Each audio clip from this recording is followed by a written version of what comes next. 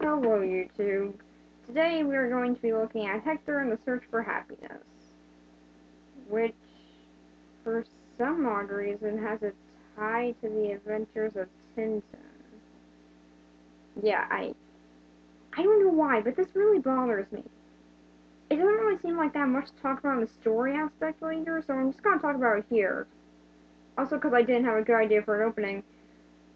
What's the connection to Tintin with this? Is it because Simon Pegg was in both of these? Really, what's the connection? They have some connection. Is it the book? Is it the book? Does that explain it more? Does the book even have that? Do they just throw it in? I really have a lot of questions about this. This movie is really good. It just has me very confused on this one aspect. Does anyone know? Let me know in the comments if you guys know the connection. But anyway, yeah, let's go into the story. So the movie is about a psychiatrist named Hector whom isn't really helping out his patients anymore. He's starting to feel like a fraud. He's not really assisting any of them with their problems. He's just sort of sitting there listening. They're all starting to sound the same in a great visual way they show it too. Like the way they show how they're all sounding the same is by showing the patients but having different patients' voices play over them. That is such a great way of showing it. And the way I described it is probably kind of confusing. Really, just go watch that scene. It is a great way of showing how he's feeling about the scenario. And yeah, him not really helping out his patients now is kind of affecting him too. He's starting to get a lot more annoyed with everything going on. He even beats a man in a park. It's hilarious. Um, so now he decides, okay, what way can I help my patients feel happy again? Well, the obvious method that he decides is to take a trip to China, where they have a hilarious joke leading up to that. Really, they have a joke where he's just telling some random doctor who we don't know anything about. He never comes back into play later, but he's just talking to this doctor, and all of a sudden, when he's talking about China, a gong sounds off. Now, okay, this has been done in movies before, right? Well, this time it's actually just a dish falling. That is such a great way of showing that. I know that kind of ruins the joke that I just told you about, but it is really hilarious. I just had to mention that one. It was just so funny. So yeah, he's going to China, Africa, and Los Angeles.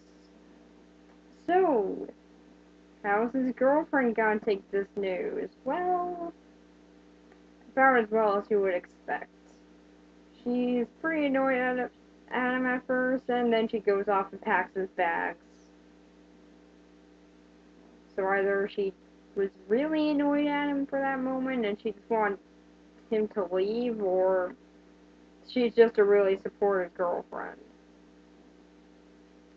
I don't really know which after seeing the movie, but now he is going off to China where he meets a man named Edward who shows him all the joys that money can give him. There are none, really. Actually, he just gets unhappiness from the situation. So thanks, Edward. Then after meeting up with Edward and then leaving Edward for a whole day and not seeing him again until he catches a ride with him so he can get back to the airport, um, he goes and meets up with some monks who have Skype for some reason. Yeah, why do monks need Skype? Like, really, why do they need that? And why is a monk sanctuary closed on Mondays? I really don't get that. Like, they just bring that up like, we're closed because it's Monday. What place closes on Mondays? Was that a holiday? I really don't get that. So, yeah, then he leaves the monks, um, where after that he goes off to Africa, where he meets up with one of his old friends, Michael, as well as a lady who has sweet potato stew. I, that really satisfies him. He starts yelling it out of a cab, so yeah, I'm guessing he was satisfied. And then he's kidnapped. Um, yeah, he's then kidnapped by a gang. Again, what? So, how is he going to get out of this? According to the gang, he isn't.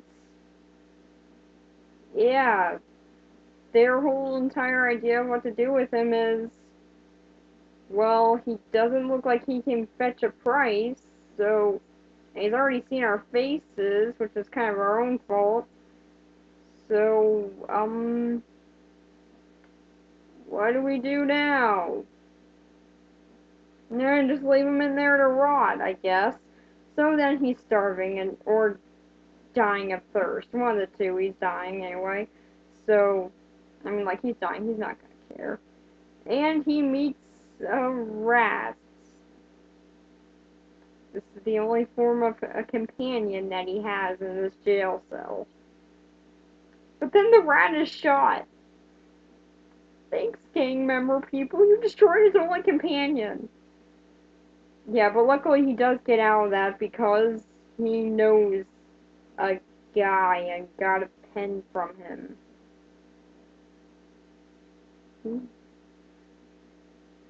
So, after he gets out of that, his girlfriend, for some reason, is rather cross with him. How dare he be captured? What? Yeah, she really gets annoyed at him, and I really don't get this. For most of the time in this movie, she's actually a very supportive girlfriend, except for here after he gets captured. Why, after getting kidnapped, would she put the blame on him? Like, oh yeah, kidnapping, totally your fault. I can't believe you did that. I can't believe you got captured. Could have just gone out of the car, could you? Oh, and then after that, she drops something and then blames that on him too. I don't, I don't know. And then she just ends the call. I was so confused during this call. I honestly have no idea why that would be her reaction. Her reaction to her boyfriend, who she really loves, getting kidnapped is aggravation? What? I really don't get this.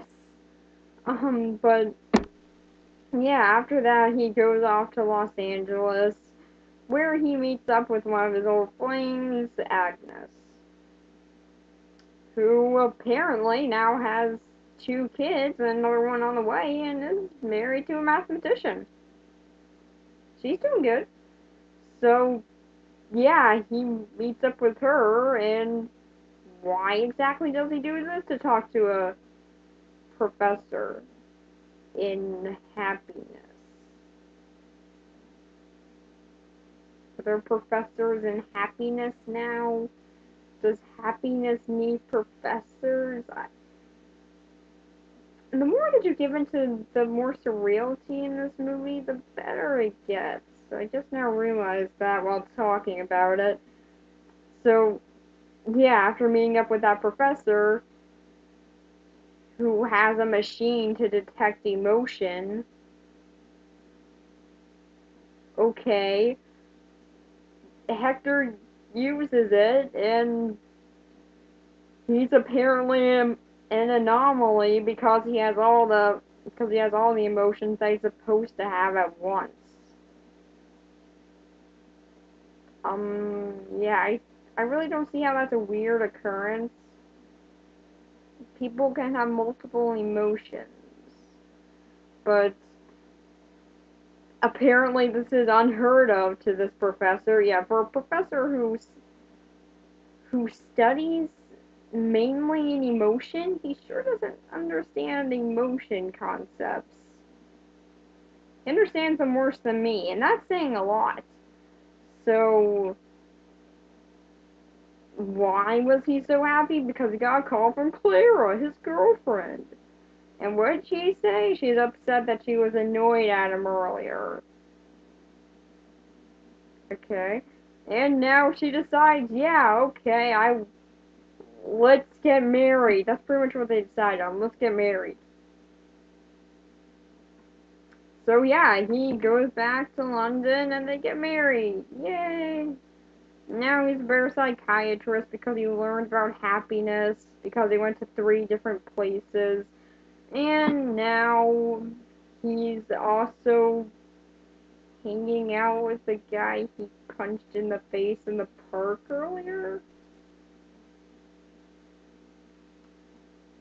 I guess they became really good friends after that.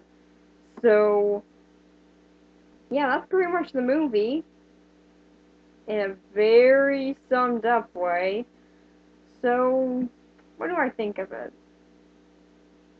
Well, it's actually pretty good in the story aspect. It does it does sort of feel like more of a journey. And an odd thing here is that it's not actually the journey that you're supposed to be enjoying. It's the destination that he enjoys in the end. Which is a very different moral than what we normally get. And yeah, I actually really enjoyed his journey. I really do like I really do like the idea of this journey. Just a whole entire journey to find out what true happiness is. That is an amazing idea. Seriously, I want to try this one day. So, yeah, outside of that, though, there are a lot of things that don't feel needed. Like, for one, there's that kidnapping thing. Yeah, that is so pointless. This whole entire kidnapping scene lasts for like 15 minutes, and the whole entire time you're just wondering, is he gonna really die in here, or what? What are they trying to do with this? The whole entire story arc with him and this Chinese girl, that goes nowhere either, and it was pretty pointless as well. But, again, it's all supposed to feel like a journey. So, in that regard, it's actually pretty cool to see. It definitely all feels like a journey. And one that when I first watched this movie, which I've seen 3 times now, I did not want to end. I wanted to see every bit of that journey, and that's what I got. After talking about the story, it does sound kind of silly, but when you're watching it, you don't care. You don't care about how silly the plot points can get. Because it is really fun, and it's mainly about the journey, and that's what it focuses on. So, for the story, I'm going to give it a 6, because even though it does focus on the journey, which is the main aspect, it does also have a lot of things that aren't needed. I mean, again, that kidnapping scene, 15 minutes completely wasted. They could have filled that up with something better, and it really does feel like they could have put something better in there. But after that, he goes running around and has a party, and his dancing story arc is complete. Oh yeah, he has a dancing story arc about how he doesn't like to dance. But then after being kidnapped, he realizes, yeah, I guess dancing's okay. So he just goes around dancing. So, yeah, fascinating story arc, which I can totally see why they put in. It went so far. Yeah, another pointless story arc. You see what I'm talking about here? There are a lot of pointless story arcs. But really, when you look at it, it is still just for this whole entire quest that is going on. So, yeah, I really do like this. I do like the story, but now let's look into how the characters are. So for the characters, we are of course going to start off with Yawling. Okay, no, we're going to start off with Hector, and there isn't really that much to say about him. Um, he is pretty likable. I will say that. There are some moments though where I didn't really like him. Mainly his moments with Yawling, but yeah, that's only for one scene really, and yeah, after that it's pretty much over. So for the most part, throughout the movie, I really did like him. He's a very likable character. Um, he has a different sort of charm to him, and you really can feel that he has been stuck in this job and the same routine for a very long time. You can really feel that. And he's played by Simon Pegg, which is the main thing that actually drew me to this movie. Yeah, I was on Netflix one day and I just add every Simon Pegg movie on Netflix to my watch later. So I've seen every Simon Pegg movie on Netflix. That's something. Um, but this is the one that I enjoyed the most. I don't know why I'm getting into this. All right, so for Hector, there isn't really that much to him, but that is kind of likable. There's not that much to him, and yeah, his whole entire goal here is a very interesting goal. So after him, we have Clara, which is his girlfriend, and when it comes to her, I'm kind of mixed because there are some moments where she's a very supportive girlfriend and she is a very smart woman.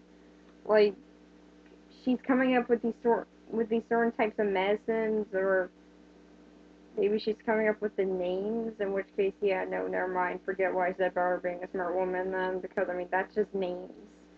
But so yeah, she is a pretty likable person at those moments, but then, out of freaking nowhere, she will just snap at Hector for some reason. They never explain this. Like, out of nowhere, she'll just be really pissed off at Hector. Just like, oh yeah, I'm so glad you're safe. Oh, I hate you now. I mean, who is she, Harvey Dent? What is going on with her? Um, and there's some weird story arc about her and a child, which I guess they're implying that she's not ready to be a mother yet, but they could also be implying that she can't get a child, which she desperately wants a child, so that's really confusing me on the first one here. I'm guessing that she just can't have one, but they never really explain this. They just sort of say that there's no child, and there's something about that. And in 10 years, she hasn't used the words maternity leave, so good for her, I guess. Yeah, I really don't know the point of this child wanting story arc. If you can't have a child and you want one, just go to an adoption agency. This is something I really didn't get with the movie Up either. In that movie, they're just like, oh no, she can't have a child. Go get a child at an adoption center. So, yeah, sorry about that. But yeah, her switching back and forth can be kind of random at times, and there's no real build into it. Like, at one moment she'll be really snippy, and then on her next phone call she'll be sobbing. I mean, they don't really explain why. I guess she just has mood swings, I don't know. So, yeah, that's pretty much all I gotta say about her. She's likable when it makes sense why she's at least being angry. There are times where it does make sense, but there are just some moments that make no sense at all. Again, the kidnapping thing. I was so confused there. She is annoyed at him for being kidnapped. Will anyone explain this? She got annoyed for being kidnapped. What does that mean? What? I really want an explanation here. just like kidnapping. How dare you? I really don't get that. So yeah, that part really annoyed me. I don't know why. It just really annoys me. Like, how dare he get kidnapped? I still don't get that. But then after her, we have Edward, and he's alright. I mean, you do with this character, you do at least see more of a development. Where at first you sort of see him as, okay, he's that rich jerk on a plane, but then after that, he does actually become a very good friend to Hector. But then he pulls a jerk move, and then they're friends again, and then he just leaves. And then he never comes back into play later. It's something that kind of happens a lot during this movie, like, some characters that you think would be important, like there's this dog that they constantly show, like you think that at one point they're gonna explain that, or maybe bring it back in later, but nope, never happens. And Edward's kind of one of those things, like you just think, okay, he's gotta be important later, I know it, but then, no, he wasn't. He was just that rich guy on a plane who's a little bit nice now. Hooray for him. So then after him we have Agnes, who is Hector's old flame that he went to go see in Los Angeles. And they do kind of bring her up in the beginning of the movie, and that, for some odd reason, kind of made me think, like, okay, are they gonna get back together in the end of the movie? Is that something that's gonna happen? I mean, that's kind of the route it looked like they were going down. I mean, he has her photo in his sock drawer for some reason, and he never showed it to his girlfriend, so, and he still has a connection to her. So, I so I was really thinking that they were going to go that direction, that he just ends up with her in the end, but luckily that doesn't happen. No, actually, she's moved on entirely. She now has 2 kids, a new one on the way, and she's very happily married and has a very good job that she enjoys. All I have to say about her is good for her. So then after her we have Michael, who's not really in the movie that long, so his only defining characteristic is he's gay. Yeah, that's pretty much it. That's his whole character there. I mean, okay, he's also a doctor helping out people in Africa, which is a very nice thing to do, but it's not really focused on that long. We only see 2 scenes of him doing that. And outside of that, he's just driving around in a car. So, yeah, not that much. Um, so for the characters, oh wait, yeah, no, I forgot to bring up one more. Ying Li. She's not in the movie. We find out in the end that everything that she did was kind of a lie, so we don't know anything about her character. Now she's complete. So, yeah, really. Yeah, she's an important character momentarily, because then she just stops being in the movie altogether. So, how do the characters go? Well, I'm gonna give it a 5.5.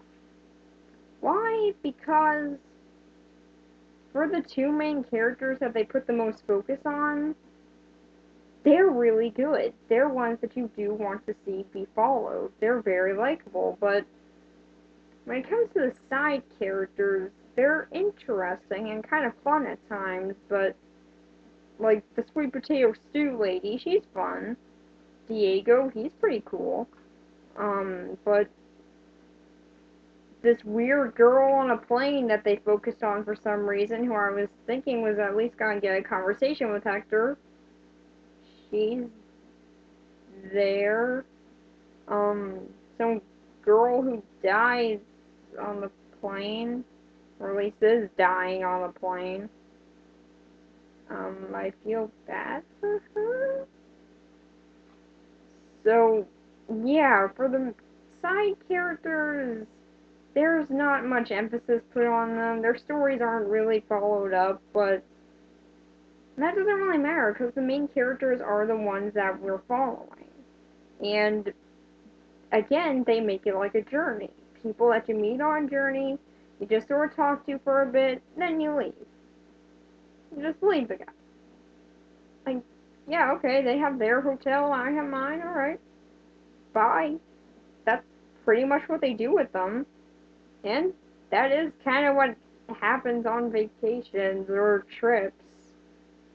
Like when I was at the movie theater, I was talking to two guys. We were talking for a while. We had fun conversations. Then I didn't see them again. So, yeah, that happened. That was fun. It's pretty much what these side characters are. And the main characters, they are the right ones to put the emphasis on because they're the better characters. They get more development and they do get more likable as the film progresses. So, how do I think of this movie as a whole? Well, there are some sink or swim moments in it. Like, for all in all, the story and execution is pretty well done. There are some great visual aspects. The whole entire goal and idea of the film is already a great idea. And yeah, I know it's based off a book, but I don't care. Still feels like an original idea to me. Um, I never read the book, never even knew there was a book before this. It's in a different language in the title, so I'm guessing that the book's in a different language too, so I'm probably not going to read it, but if there is an English copy, then I would be kind of interested. Because this movie did really pique my interest. Now, for some odd reason, this movie was really bashed by critics. Like, I started reading the reviews, the only person to really give it a positive rating was IMDb, in which they gave it the same rating I'm going to give it. A 7 out of 10. Now, there are some good aspects like I just listed, but there are also some bad ones. Again, not all the stories flow together right. Some of the aspects are really unneeded. Again, kidnapping subline. Why did you happen? And there are moments where even the main characters can be really confusing at times. And the overall story, when you repeat it, it is kind of silly at moments. But again, it's not that it's not the destination, which is the ending, it's more the journey of the film. And it really is a fun journey. Again, do not want to end. It was a very enjoyable movie, and I highly recommend it. If you're a younger audience, this is an R-rated movie. There is some female nudity, and also some male nudity at one point. There are some pretty big cuss words in here. So yeah, if you're younger, don't watch it. But another bad thing in this movie is that the opening to this movie, I just now remembered, it is so slow. Like there is this scene that just goes on with like this foreign accent being the whole joke. That is the worst joke in the movie because it just is so dumb. But outside of that, the rest of the jokes are pretty good. It can actually be really funny at times. Again, with that gong joke, that was hilarious. But yeah, that's pretty much all I gotta say about it. It is a good movie, and if you're interested by what I've said in this review, chances are you're gonna be interested in the movie itself. Again, make sure you're the right age or mature enough. But if you are, definitely go check it out. It will definitely meet expectations, or maybe it won't, depending as to what mood you're in. So yeah, that's pretty much all I gotta say about it. My next review, I almost said bye, so next week I will be looking at Captain America: The First Avenger. Bye.